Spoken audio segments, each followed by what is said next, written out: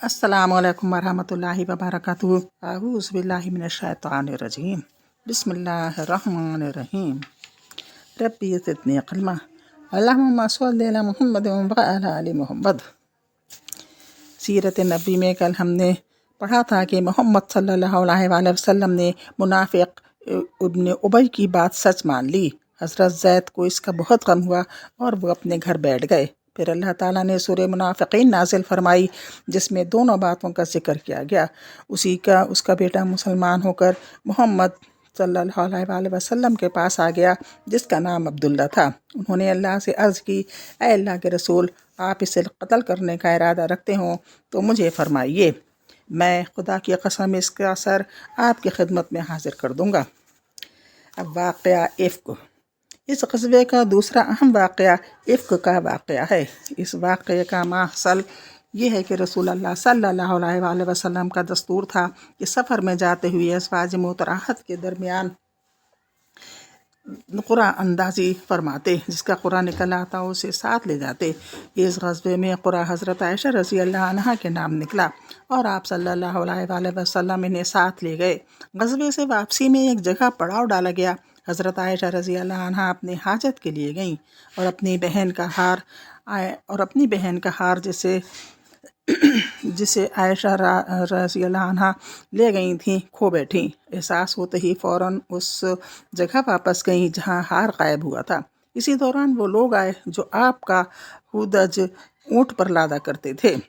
उन्होंने समझा आप हुदज के अंदर तशरीफ़ फरमा हैं, इसलिए उसे ऊँट पर लाद दिया और हुदज के हल्केपन पर न चौंके, क्योंकि हज़रत आयशा रज़ी अल्लाह अन्हा अभी नौउम्र थीं, बदन मोटा और बोझल न था।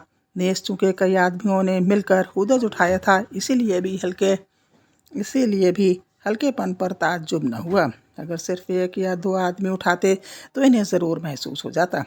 बहरहाल हज़रत आयशा रज़ी अल्लाह अन्हा हार ढूंढ कर क़याम गाह पहुँची तो पूरा लश्कर जा चुका था और मैदान बिल्कुल खाली पड़ा था।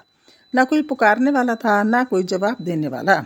वो इस ख्याल से वहीं बैठ गईं कि लोग इन्हें ना पाएंगे तो पलट कर वहीं तलाश करने आएंगे।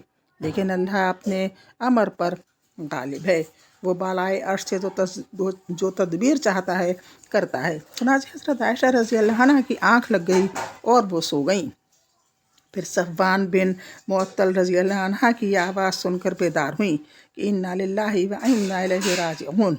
रसूल अल्लाह सल्लल्लाहु अलैहि वसल्लम की बीवी सफ़वान लश्कर के पीछे हिस्से में सोए थे।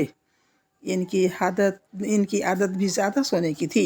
उन्होंने जब हज़रत आयशा रज़ी अल्लाह अन्हा को देखा तो पहचान लिया, क्योंकि वो पर्दे का हुक्म नाजिल होने से पहले भी इन्हें देख चुके थे। उन्होंने इन्ना लिल्लाहि पढ़ी और अपनी सवारी बिठाकर हज़रत आयशा रज़ी अल्लाह अन्हा के करीब कर दी। हज़रत आयशा रज़ी अल्लाह अन्हा इस पर सवार हो गईं। हज़रत सफ़वान ने इन्ना लिल्लाहि की सिवा ज़बान से एक लफ्ज़ न निकाला। चुपचाप सवारी की नकेल थामी और पैदल चलते हुए लश्कर में आ गए। ये ठीक दोपहर का वक्त था और लश्कर पड़ाव डाल चुका था। इन्हें इस कैफियत के साथ आता देखकर मुख्तलिफ लोगों ने अपने अपने अंदाज पर तबसरा किया और अल्लाह के दुश्मन खबीस अब्दुल्ला बिन अबी उबई को भड़ास निकालने का एक और मौका मिल गया। चुनांचे इसके पहलू में निफाक और हसद की जो चिंगारी सुलग रही थी, इसने इसके करब पनाह को आया और नुमाया किया, यानी बदकारी की तोहमत तराश कर वाक़यात के ताने बाने बुनना, तोहमत के खाके में रंग भरना और इसे फैलाना, बढ़ाना और उधेड़ना और बुनना शुरू किया। इसके साथ ही भी इसी बात को बुनियाद बनाकर इसका तक़र्रुब हासिल करने लगे और जब मदीना आए तो इन तोहमत तराशों ने खूब जमकर प्रोपेगंडा किया। इधर रसूल अल्लाह सल्लल्लाहु अलैहि वसल्लम खामोश थे, कुछ बोल नहीं रहे थे। लेकिन जब लंबे अरसे तक वही ना आई तो आपने हज़रत आयशा रज़ी अल्लाह अन्हा से अलहदगी के मुतालिक अपने ख़ास सहाबा से मशवरा किया। हज़रत अली रज़ी अल्लाह अन्हा ने सराहत किए बग़ैर इशारों में मशवरा दिया कि आप इनसे अलहदगी इख्तियार करके किसी और से शादी कर लें। लेकिन हज़रत उसामा वग़ैरह ने मशवरा दिया कि आप इन्हें अपनी ज़ौजियत में बरकरार रखें और दुश्मनों की बात पर कान न धरें। इसके बाद आपने मिंबर पर खड़े होकर अब्दुल्ला बिन उबई की ईज़ा रसानियों से निजात दिलाने की तरफ तवज्जो फरमाई। اس پر حضرت سعد بن معاذ رضی اللہ عنہ نے رغبت ظاہر کی کہ اسے قتل کر دیں، لیکن حضرت سعد بن عبادہ پر، جو عبداللہ بن ابی کے قبیلے خزرج کے سردار تھے، قبائلی حمیت غالب آ گئی اور دونوں طرف سے ترش کلامی ہو گئی، جس کے نتیجے میں دونوں قبیلے بھڑک اٹھے۔ رسول اللہ صلی اللہ علیہ وآلہ وسلم نے خاصی مشکل سے انہیں خاموش کیا، پھر خود بھی خاموش ہو گئے۔ ادھر حضرت عائشہ رضی اللہ عنہ کا حال یہ تھا کہ وہ غزوے سے واپس آتے ہی بیمار پڑ گئیں اور 1 مہینے تک مسلسل بیمار رہیں۔ انہیں اس تہمت کے بارے میں کچھ بھی معلوم نہ تھا، البتہ انہیں یہ بات کھٹکتی رہتی تھی کہ بیماری کی حالت میں رسول اللہ صلی اللہ علیہ وآلہ وسلم کی طرف سے جو لطف و عنایت ہوا کرتی تھی، اب وہ نظر نہیں آ رہی تھی۔ بیماری ختم ہوئی تو وہ ایک رات مستہ کے ہمراہ قضائے حاجت کے لیے میدان میں گئیں۔ اتفاق سے مستہ اپنی چادر میں پھنس کر پھسل گئیں اور اس پر انہوں نے اپنے بیٹے کو بد دعا دی۔ حضرت عائشہ رضی اللہ عنہ نے اس حرکت پر انہیں ٹوکا تو انہوں نے حضرت عائشہ رضی اللہ عنہ کو یہ بتانے کے لیے کہ میرا بیٹا بھی پروپیگنڈے کے جرم میں شریک ہے، تہمت کا واقعہ کہہ سنایا۔ حضرت عائشہ رضی اللہ عنہ نے واپس آ کر اس خبر کا ٹھیک پتہ لگانے کی غرض سے رسول اللہ صلی اللہ علیہ وآلہ وسلم سے والدین کے پاس جانے کی اجازت چاہی۔ پھر اجازت پا کر والدین کے پاس تشریف لے گئیں اور صورتحال کا یقینی طور پر علم ہو گیا تو بے اختیار رونے لگیں، اور پھر 2 رات اور 1 دن روتے روتے گزر گیا۔ اسی دوران نہ نیند کا سرما لگایا، نہ آنسو کی جھڑی رکی۔ وہ محسوس کرتی تھیں کہ روتے روتے کلیجہ شق ہو جائے گا۔ اسی حالت میں رسول اللہ صلی اللہ علیہ وآلہ وسلم تشریف لائے، کلمہ شہادت پر مشتمل خطبہ پڑھا اور اما بات کہہ کر فرمایا: اے عائشہ رضی اللہ عنہ، مجھے تمہارے متعلق ایسی اور ایسی بات کا پتہ لگا ہے، اگر تم اس سے بری ہو تو اللہ تعالیٰ عنہ قریب تمہاری برات ظاہر فرما دے گا، اور اگر خدا نخواستہ تم سے کوئی گناہ سرزد ہو گیا ہے تو تم اللہ تعالیٰ سے مغفرت مانگو اور توبہ کرو، کیونکہ بندہ جب اپنے گناہ کا اقرار کر کے اللہ کے حضور توبہ کرتا ہے تو اللہ تعالیٰ اس کی توبہ قبول کر لیتا ہے۔ اس وقت حضرت عائشہ رضی اللہ عنہ کے آنسو ایک دم تھم گئے اور اب انہیں آنسو کا ایک قطرہ بھی محسوس نہ ہو رہا تھا۔ انہوں نے اپنے والدین سے کہا کہ وہ آپ کو جواب دیں، لیکن ان کی سمجھ میں نہ آیا کہ کیا جواب دیں۔ اس کے بعد حضرت عائشہ رضی اللہ عنہ نے خود ہی کہا: واللہ میں جانتی ہوں کہ یہ بات سنتے سنتے آپ لوگوں کے دلوں میں اچھی طرح بیٹھ گئی ہے اور آپ لوگوں نے اسے بالکل سچ سمجھ لیا ہے، اس لیے اب اگر میں یہ کہوں کہ میں بری ہوں اور اللہ خوب جانتا ہے کہ میں بری ہوں تو آپ لوگ میری بات سچ نہ سمجھیں گے، اور اگر میں کسی بات کا اعتراف کر لوں حالانکہ اللہ خوب جانتا ہے کہ میں اس سے بری ہوں تو آپ لوگ صحیح مان لیں گے۔ ایسی صورت میں واللہ میرے لیے اور آپ لوگوں کے لیے وہی مثل ہے جسے حضرت یوسف علیہ السلام کے والد نے کہا تھا: صبر ہی بہتر ہے، اور تم جو لوگ کہتے ہو اس پر اللہ کی مدد مطلوب ہے۔ صبر ہی بہتر ہے اور تم لوگ جو کچھ کہتے ہو اس پر اللہ کی مدد مطلوب ہے۔ اس کے بعد حضرت عائشہ رضی اللہ عنہ دوسری جانب پلٹ کر لیٹ گئیں اور اسی وقت رسول اللہ صلی اللہ علیہ وآلہ وسلم پر وحی کا نزول شروع ہو گیا۔